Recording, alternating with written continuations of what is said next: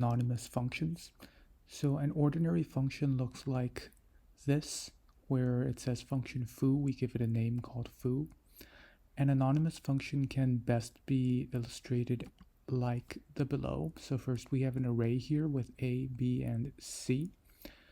And here we have the array map function, which maps every item in this array and returns and changes it to something new.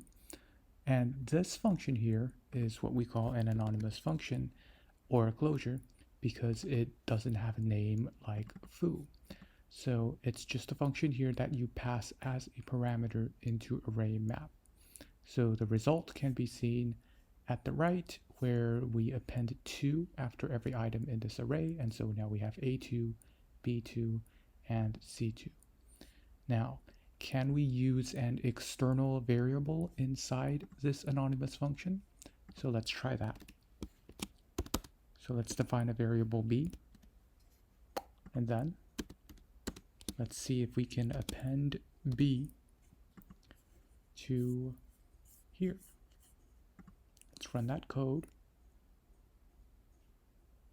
And you'll see that at first glance, it looks like we cannot do that because it says undefined variable b on line 14, but actually we can. The key to doing this is to use the use keyword over here. So if we say use b, what that tells it to do is to reference the b outside here, inside the anonymous function. So let's go ahead and run that code again. And now it works. Now we have 3 appended to every single item in this array. Now, can we do this for multiple variables? Yes, we can. So let's define a c gets 5. And we can simply add it here in the use portion. And now let's try and append c inside this function. And now let's run the code.